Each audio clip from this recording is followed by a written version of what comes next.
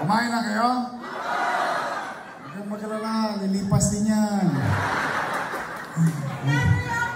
I love you. May asin pa yun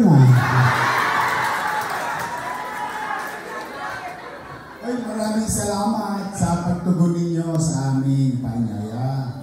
Bagamat maulan at maraming nangaawat, tumuloy pa rin kayo. Thank you very much sa inyo. Kamusta naman? Bakit ba kayo naghahanap pa ng iba? Meron naman ng mga nakamuna.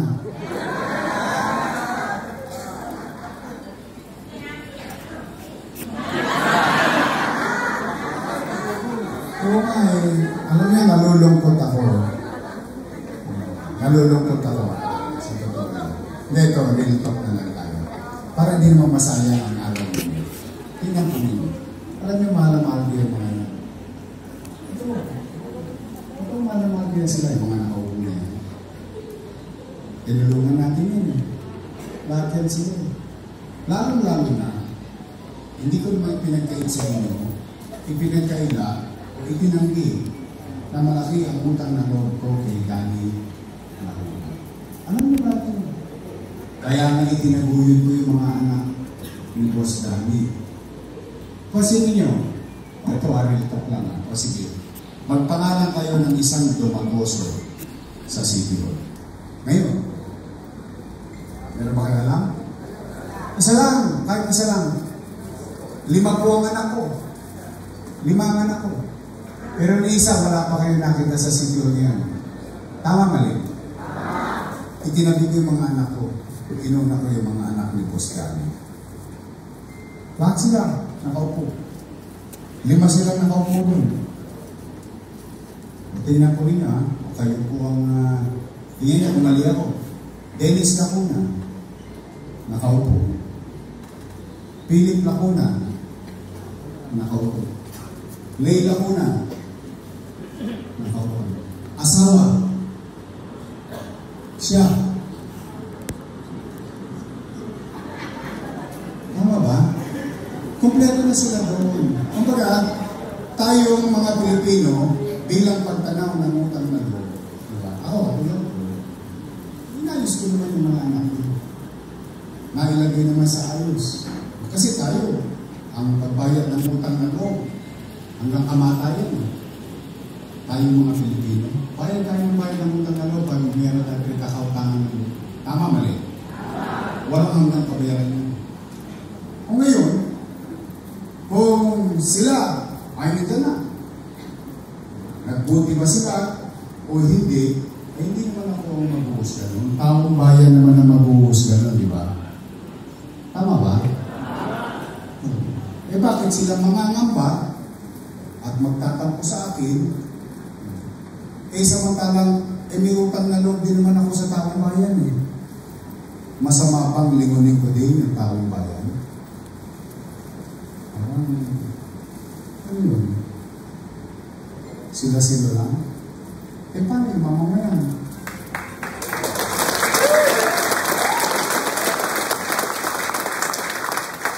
Ang katotohanan ko din dahil sa Diyos at sa inyo, wala ako sa kinalalagyan ko ngayon.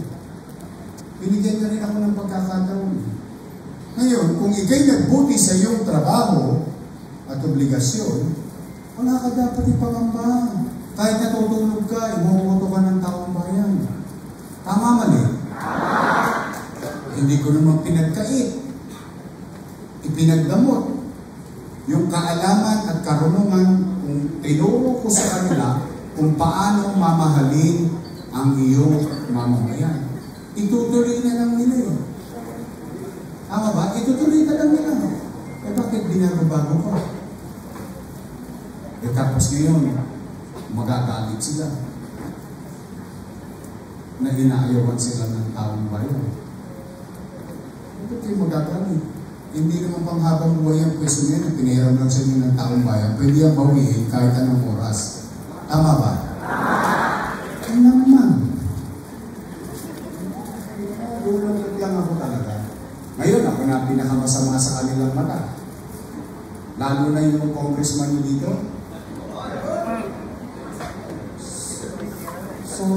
Sobra makapagsalita. O kayo kayo umusga. Para ano tayo, real talk lang, kayo umusga. Tinulungan natin yan, maging konsyal. Nanalo. Tama mali? Naging konsyal ulit. Nanalo. Tama mali? Naging konsyal ulit. Nanalo. Nagkakasal. Pinalit natin yung kapatid. Nanalo hindi. Nanalo. Pinalit natin siya. Nanalo konsyal ulit. Nanalo. Nilaban natin yung congressman. Nanalo. Tama? O, sino kasama niya?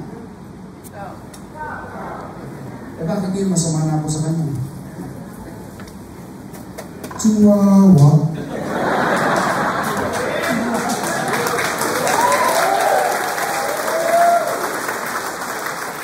Hindi, nilitok lang. Naging attack dog eh. Alam yung pinakamahingin na aso? Yung mali? Chihuahua.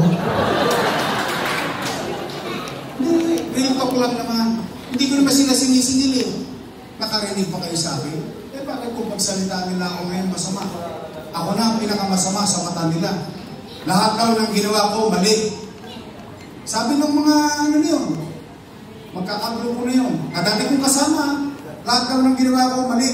Aba, kung mali lahat ang ginawa ko, di mali rin kayo. Kasama kayo ng ginawa ko yun eh.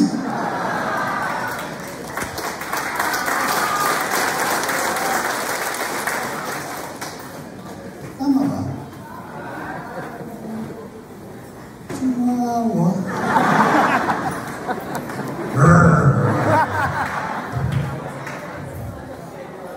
Hindi totoo lang real talk lang naman. Real talk lang naman. Wala, basta hindi ko kayo bibigyan ng pait ngayong araw na ito. O muhi. Wala kayong maririnig ditong siraan. Sa akin lamang, ipaliwanag natin sa tao, bakit ayaw na sa inyo ng taong bayan? Bakit ang tao sinasabi, pag nakikita ko, umiikot ako, bumalik ka na. Bumalik ka na. Bumalik ka na. Bakit ako pinababalik ng tao? Ipahinga na nga ako. Oo. Ba't maghahanap ang tao kung naging mabuti kayo? Tama ba? Kayo lang, pinag-uusapan ninyo, mga sarili nyo lang. Kayo mga politiko. Taong bayan Kung masaya ang taong bayan, tatahimik yan. Tingnan po ninyo. Di ba sabi ko, itutuloy na lang? Ayusin. Wala nang gagawin, wala nang gagawin. Natutuwa lang ang tao. In fact, nung araw, nasa likod pa sila.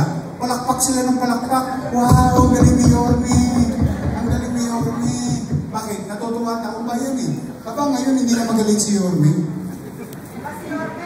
Chihuahua.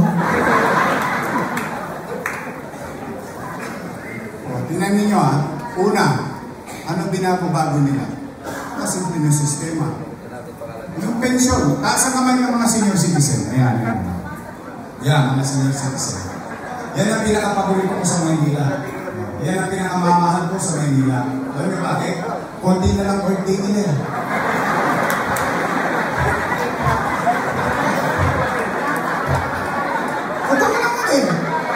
Pero gusto ko iparamdam sa kanila na sa haba-haba ng panahon ng pamumuhay nila sa lungsod ng Maynila. First time sa buong buhay nila nakaramdam sila ng pagpapahalaga at importansya at kalinga galing sa gobyerno ng Maynila. Sinabi ko lang, diba?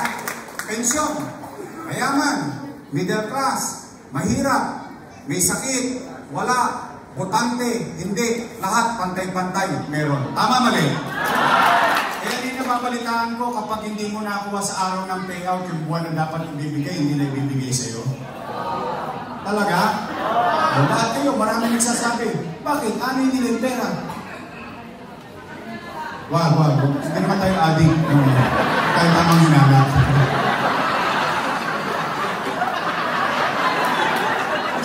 Kasi ayaw ko kayo magalit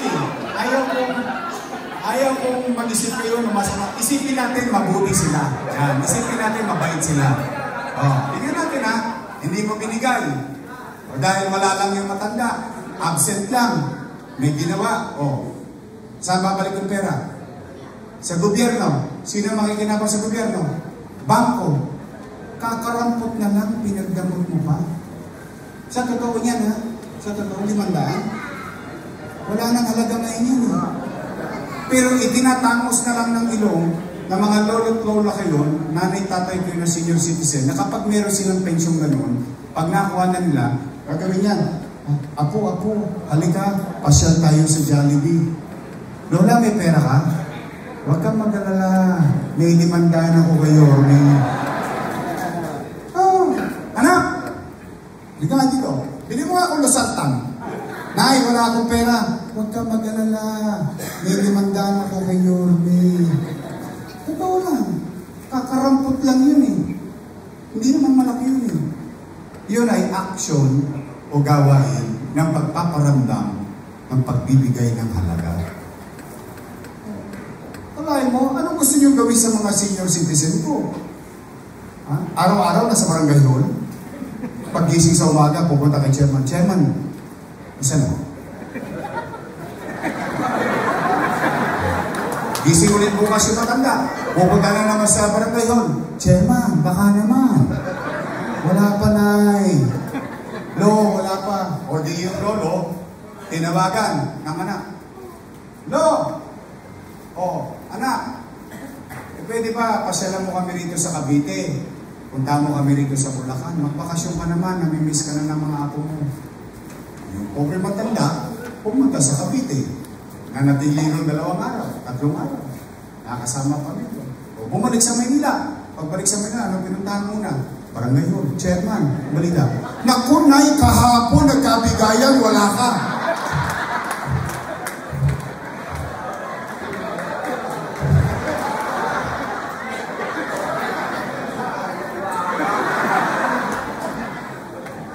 Hindi, talaga.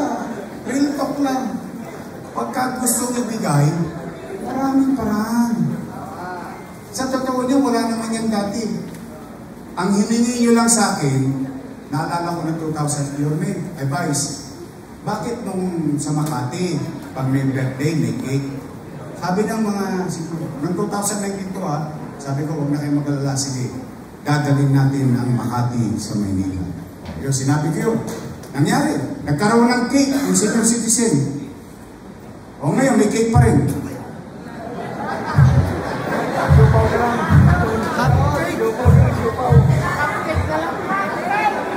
Wala na rin? Uy, sobra naman. Wala na. Uy, anak? Sobrang late. Late ang cake. Paano pagpatay na ako pag nasa birthday ko? Hindi. Yun yung sinasabi. Yan, nakita ko yung pera na yan. Alam niyo saan? Lumang pera yan eh. Hindi naman yung bagong pera eh. Hindi yung bagong pera. Pagkapanalo kong mayor, binuksan ko yung libro. Nakita ko, road maintenance, road maintenance, road maintenance, road maintenance, road maintenance. Sementado naman yung buong Maynila, ano yung may-maintain natin dito? Kaya pala yung tao nagtataka, pag gising niya sa umaga, ang ganda-ganda ng kalsada, biglang yari na, buto-buto. Ang ginawa ko, nilikom ko. Ginawa kong masino. Imbis na sa kalsada mapunta, pakinabangan ng gulong, pakinabangan na lang ng tao. 500 lang yan. Pero pag titignan yan, 150,000 senior citizen, 500 pesos, 75 billion isang buwan. 1 billion pesos. Sa lolo't lola ko, nanay tatay ko na senior citizen. May PWD pa. May solo parent pa. Tapos meron pa yung PLM student, 1,000. UDM student, 1,000. K-12. Lahat may allowance. Bakit nagkaganon? Dati wala naman nun. May bagong bang pera? Wala. Sininok ko lang. Sininok ko lang. Imbis sa kung sino-sino nakikinama, hayaan mo, ibigay mo sa tao. Total, hindi ko naman pera yun eh. Pera naman ang taong bayan yun eh.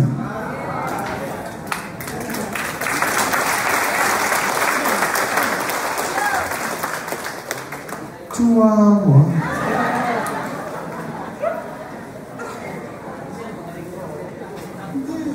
Sa totoo, pahinga na ako eh. Sa totoo lang. Alam niyo bakit? Ano na ako eh. Masaya na ako, nandiyan na sila eh. Natutuwa nga ako, lahat sila nailagay dyan dahil sa iyo. Tama ba? Yung pagbutihin nila yung trabaho nila, huwag nila isisi sa iba. Puro sisi. Dami nating utang. Ano ngayon kung marami tayong utang? Bakit? Nagpandemya. Natatakot ang tao. Baka magkasakit. Natatakot ang tao. Baka magutom. O anong pinangako ko sa inyo? Nung mag-lockdown na, sabi ko, sa Capital Report, di ba? Sabi ko, pumanatag kayo, mga taga Maynila, mga batang Maynila. Walang magugutom sa Maynila.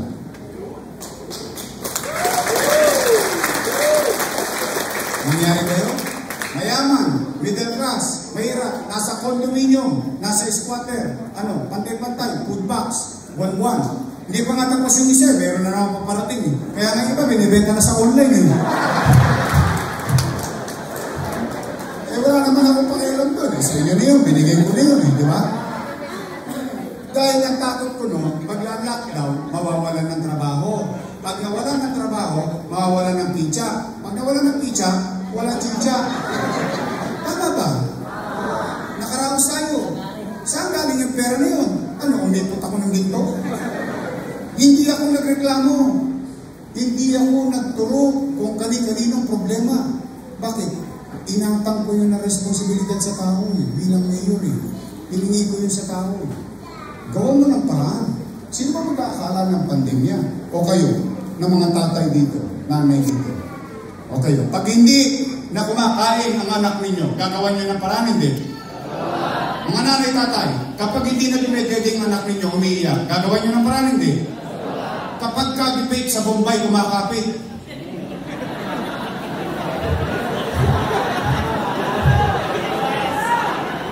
online na. Tama ba? Pero ginawa niyo ng paraan. Tama, mali? Itinabit niyo, tama, mali? Iniraos niyo, tama, mali? Ganon din ang pagiging mayor ng lungsod ng Maynila.